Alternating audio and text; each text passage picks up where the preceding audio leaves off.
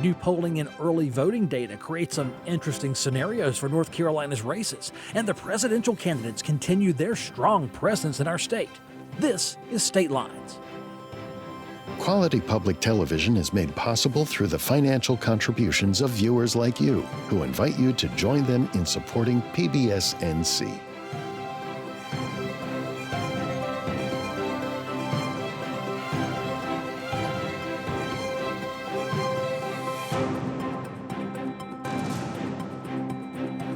Hello and welcome back to State Lines. I'm Kelly McCullen. Joining me for this week's show, Rick Glazier of Campbell Law School. Carolina Journal's Donna King, political consultant David Capen debuts on State Lines. As always, welcome to the panel, David. Thank you for having me. We were the great group. And WUNC Radio and good friend of the show, Colin Campbell's in seat 4. Hope everyone had a happy Halloween. Yeah. Hope you did. Will the election day be scarier than Halloween, Rick? That's what we have to figure out. Probably. Scare half the country at least, right? WRAL has released a poll of North Carolina races as we enter this home stretch. 853 likely voters were polled.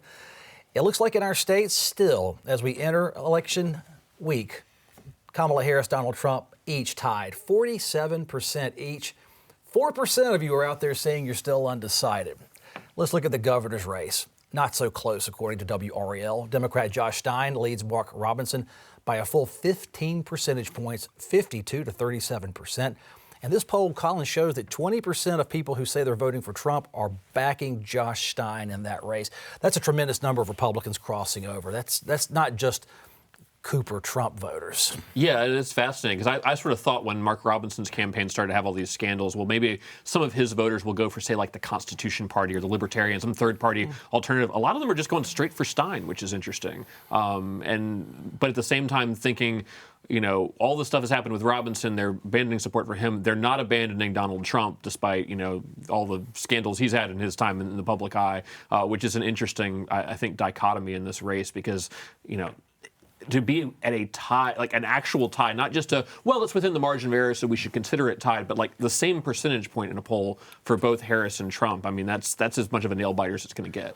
David, do you buy 4% in that presidential race or still undecided? Or from your experience, do people not want to tell a pollster who's randomly called them on their cell phone what they're voting, who they're voting for? I do think voters are apprehensive to answering polls, and so you always have to take them with a grain of salt. The ultimate poll is going to be ballots cast on Election Day, and I think the race is going to be extremely close. All the races, aside from the gubernatorial contest, are set to be extremely close. Even in the polls, they're all within the margin of error. So it's really going to come down to who has the greatest turnout, and based on that, what voters that turn out are actually going to finish their ballot all the way for those down ballot races. Mm-hmm. Donna, your group at Carolina Journal have done a great job with polls, and we thank you so much for the investment in finding out what people think. But how does this compare to what you're feeling? I mean, I don't know if you release every poll you do, but Elon was a little older poll, 21 points. Sure. Would Mark Robinson have gained 6 points in the last few weeks? This isn't that far off from what our polls are finding. I will say that in things like the Elon poll, that was of registered voters, and our poll in WRAL's was of likely voters. And that's a big difference. That makes a huge difference in the quality of your poll. One of the things, though, I think that's important to know, I don't know that it will end up being by 15 points, but certainly Josh Stein is far ahead of Mark Robinson. At this point, it's given Democrats some flexibility to spend more money on those down ballot races when you have that kind of breathing room. And so I think at this point, even with Trump, I feel like leading even at that 47%, we're still seeing some momentum in the Trump campaign. Josh Stein really could be able to pull down those down ballot candidates at Council of State with him in that way, just with money. This speaks to the power of advertising. Certainly, they've spent a ton of money advertising against Mark Robinson. And also it speaks to, a candidate like Stein who doesn't go hardcore far left politics publicly.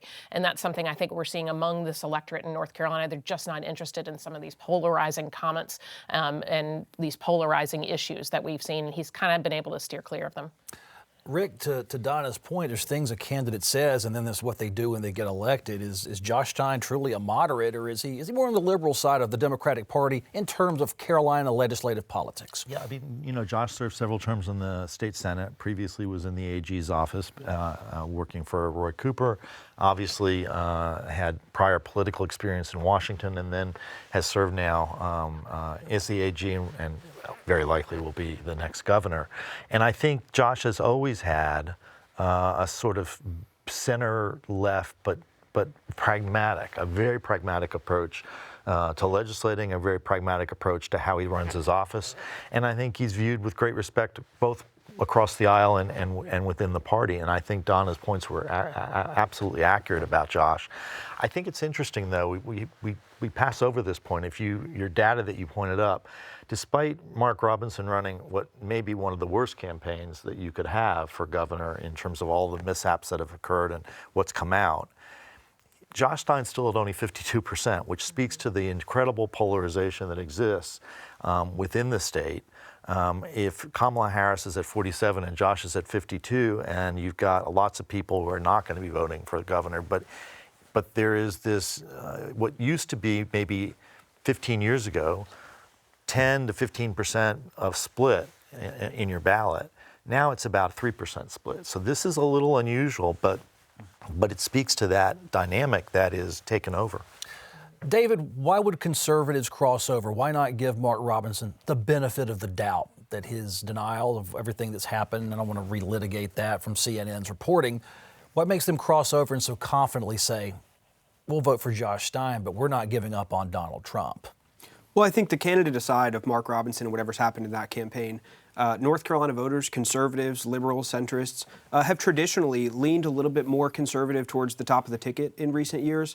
And they show that they're willing to vote for a Republican presidential candidate, a Democratic governor, and then kind of ping pong back and forth the rest of the down ballot. So I think even candidate aside and some of the recent stories that have made big news, voters may have been more inclined to keep with North Carolina tradition of electing a Democratic governor.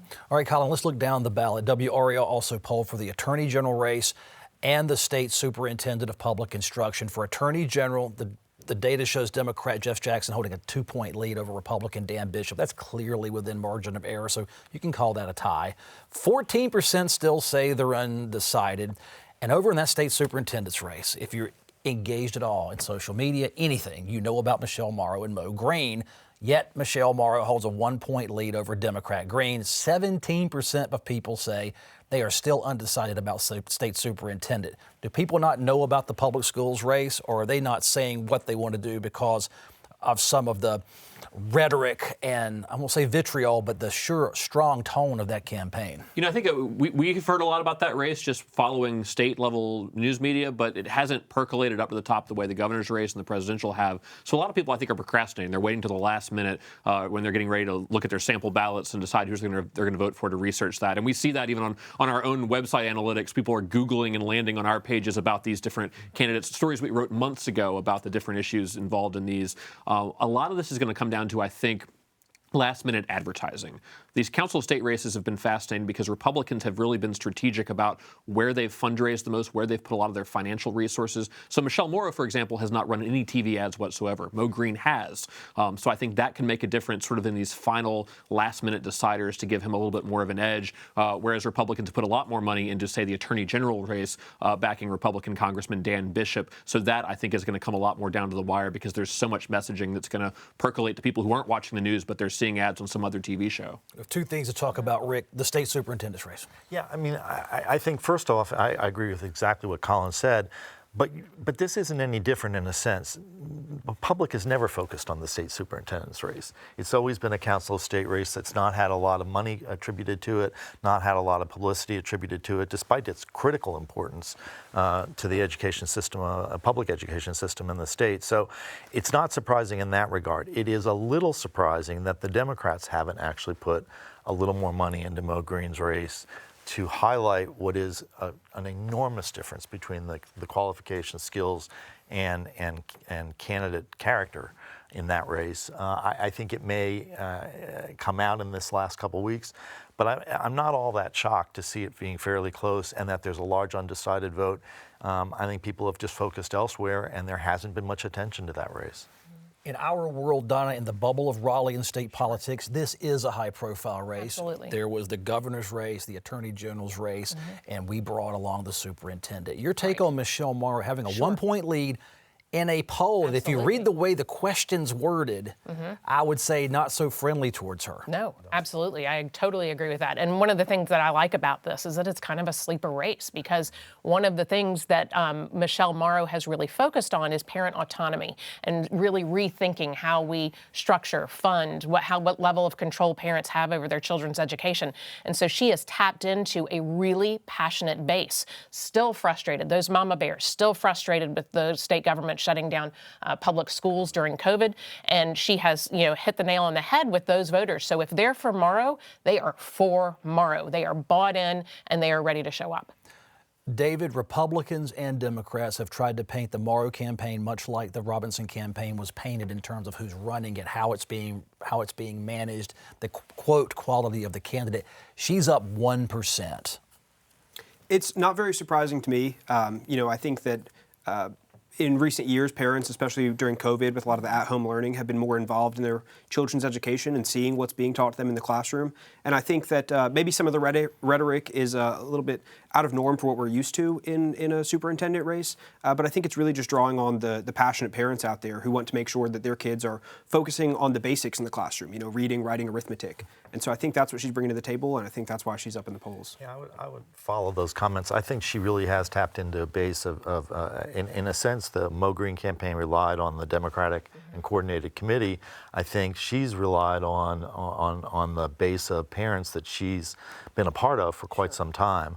I will say that it is important, I think, to get out the qualifications of candidates. And in Mo Green's case, for example, a lawyer, former superintendent, former associate superintendent of large school systems, and former executive director of the Z. Smith Reynolds Foundation. So there's a very big difference in sort of what you're looking for between his qualifications and Michelle Morrow's, who are on the ground on very deep issues of concern to parents. And so it's a pretty stark choice. But those might be hurting him.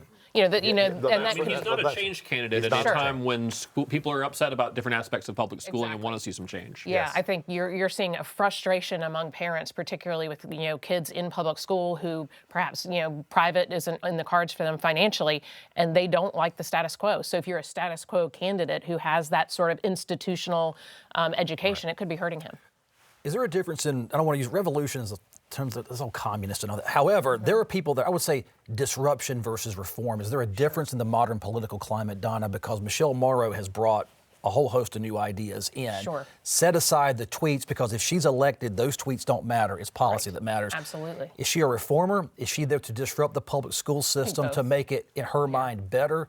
I will say in my 20 years in legislature, you may not like a politician. I've never met one that ran for office in an attempt to do harm. Right. Rick may think some of them have done harm, well, yeah. but they all were running with high and noble intent, I think including in Mr. both Glazier. cases, if you look at Josh Stein and Michelle Morrow, it's all going to come down to who they hire. Right. Who are they going to be working with? Who's going to have a key to their office door that's going to know exactly what they want, what kind of policy they can implement? Is Josh Stein going to keep the same staff that he had with Roy Cooper? Is he going to rebuild, try and improve his relationship between the governor's office and the North Carolina General Assembly? That has to happen. There has to be a better relationship with the Republican-led General Assembly if they keep the majority and the governor's office. What's happened so far is just not worked. And then Michelle Morrow has to surround herself with people with deep policy understanding and be able to structure this. This is one of our largest organizations in North Carolina, and it's a big job. And she's not popular with the establishment Republican Party in Raleigh, from my understanding of this situation. Yeah, she hasn't gotten a lot of support from the establishment. Her campaign, I think, has raised like low six figures at this point, when Green has millions in his coffers. Ultimately, at the end of the day, the Republican legislature is going to decide the big educational policy issues in the state. This is an office that doesn't have a whole lot of power, whether it's held by a Democrat or a Republican. And it may lose power if there's another special session called, or one of these, they just adjourn in for a day or two. Well, you've actually heard a reinvigoration of an idea that happened a long time ago, which was this concept of sort of essentially removing the superintendent of public instruction as the head and going in a different route. That happened during June Atkinson's time in the legislature and so, in the position. And so it's interesting to see what will happen and where the legislature will go if she wins, and how much power they will allow her to have or how much they will take away. But I think that's up in the air. David, how partisan must this superintendent's race be? Could voters legitimately set aside party and look at each candidate's platform? What's the appropriate approach to selecting if you don't want to just vote based on your party?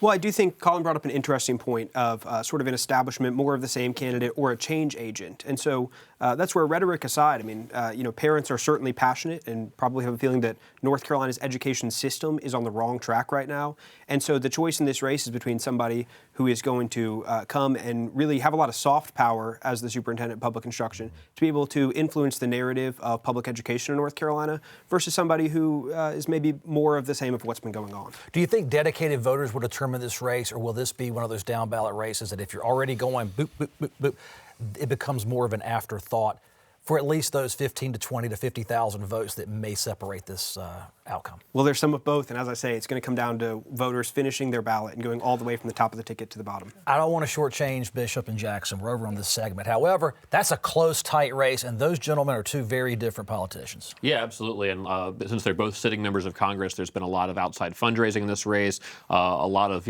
tack ads going back and forth. I think Jeff Jackson has definitely been a standard bearer for his party for a while. Jan Bishop is more towards the right flank of his party in Congress, and so you've seen a lot of attack ads around, Bishop's support for the bathroom bill, House Bill 2. Jackson, they've tried to tie him in with some, sex offenders in the Charlotte area that have supported his campaign. This is a kind of a vicious race that's sort of, at least from a media standpoint, flown below the radar, but a lot of people are seeing a good bit of advertising in this, and I think there'll be some last-minute decision-making. But at the same time, it's Democrats' race to lose, right? Because they've held this office for over 100 years. So I think there's never been a Republican. If there was, it was back into late 1800s, I believe. During Reconstruction. An appointment, but not an election. Does that count? Yeah. You have to say it counts. I mean, you have an appointed council seat. Rick, will people vote across party lines if they don't feel safe, or do you think North Carolinians are feeling? I don't know how to interpret this AG's race. It's law and order. It's also public policy and defending constitutional amendments and other issues at Raleigh. I think it's going to be, the numbers again suggest that it's not deviating far from a very tight race and a strict ideological or political party breakout. But I do think there's going to be some crossover there. And I think the House Bill 2 issue with Bishop is a deciding factor for some voters who might be otherwise voting a different ballot. And I think the issues that have been raised with regard to where sort of Dan Bishop was or is in Congress and how he's viewed in Congress on the deep right flank of Congress, I think is being used. So I think there'll be some deviation, but I don't think it's going to track more than 4 or 5 points different. At the risk of launching into a legal sermon or a lecture that as you are now trained to do. Yeah. The Attorney General's role in North Carolina, is it to blindly represent the state of North Carolina in court issues, or is it a flexible job where the AG can decide in their conscience what's unconstitutional and worth pursuing? So it really is an interesting question. I do think as a starting point, sort of as a presumptive, the AG represents the state. But in that sense, it doesn't mean that the AG supports everything or has to go to court on everything. If an AG makes a determination in a thoughtful, intelligent, and informed way that a bill passed is unconstitutional and cannot defend it, or a case that's come up through the court system is not defensible, I think an AG has an obligation in his or her role to uphold the Constitution, not to uphold a particular bill. And so that has become an issue. I think where it gets very murky, and has always been, is in things like voting rights, in areas where you end up with there's real political party differences.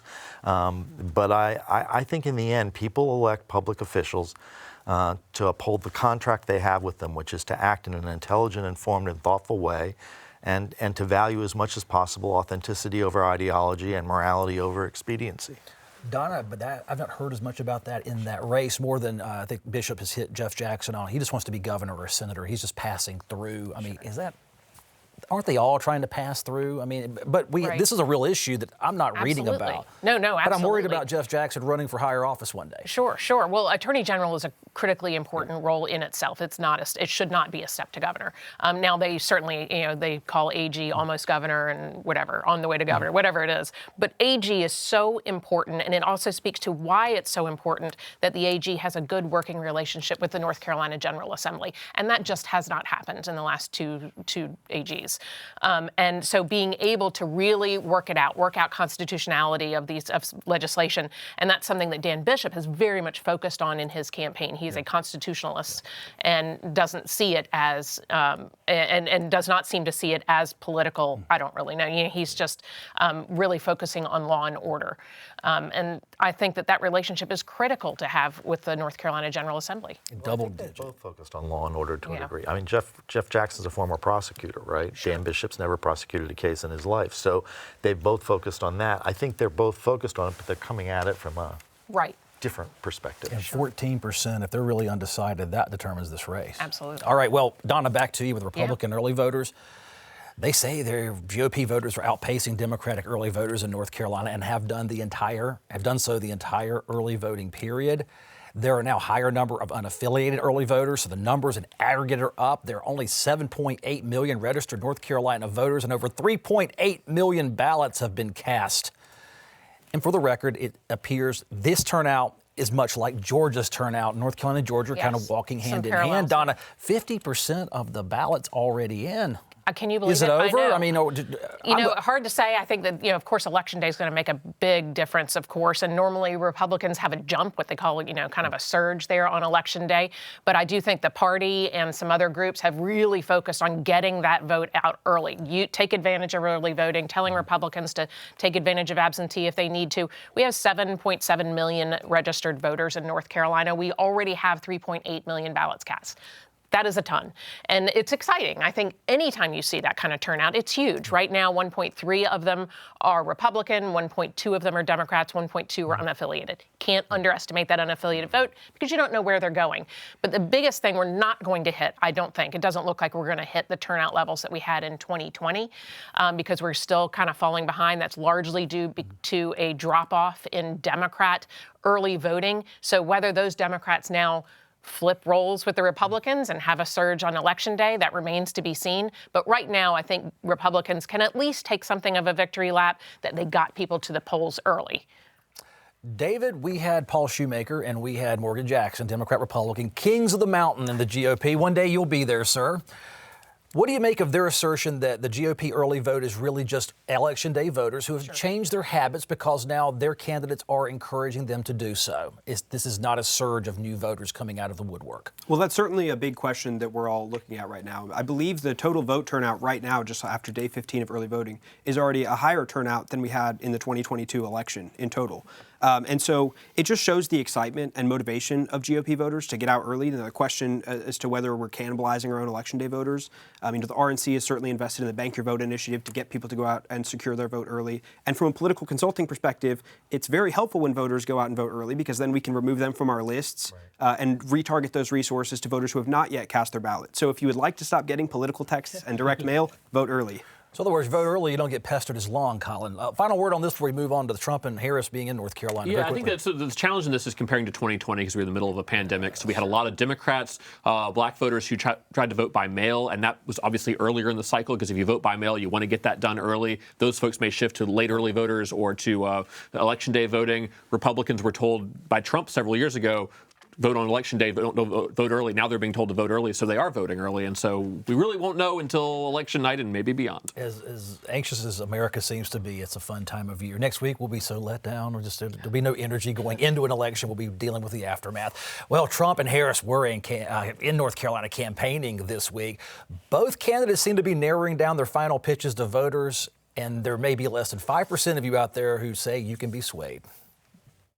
North Carolina, I am asking for your vote. I am asking for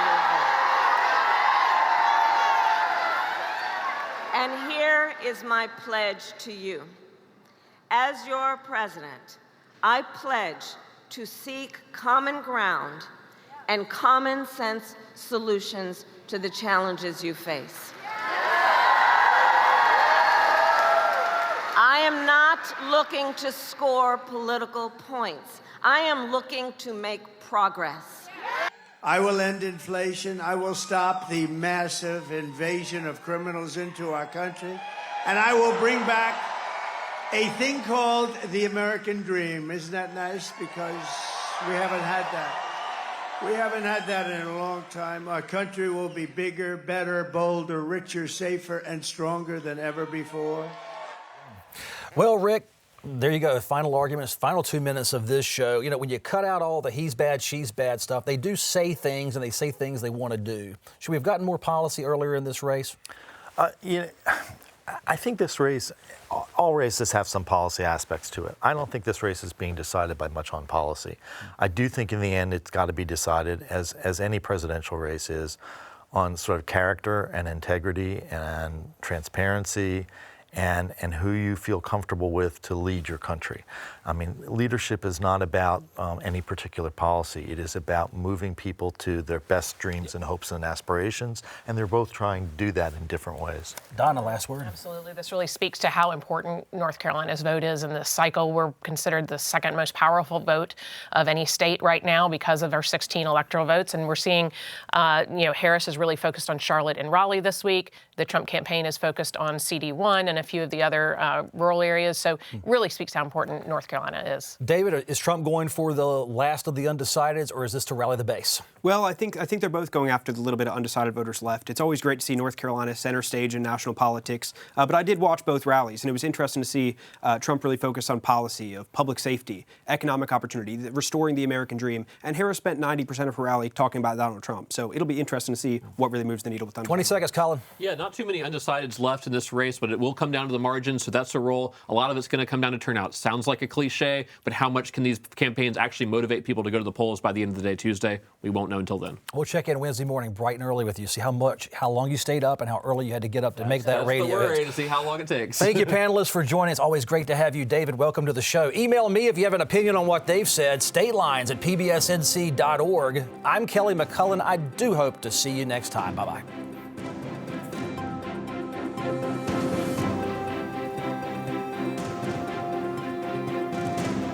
Quality public television is made possible through the financial contributions of viewers like you, who invite you to join them in supporting PBS NC.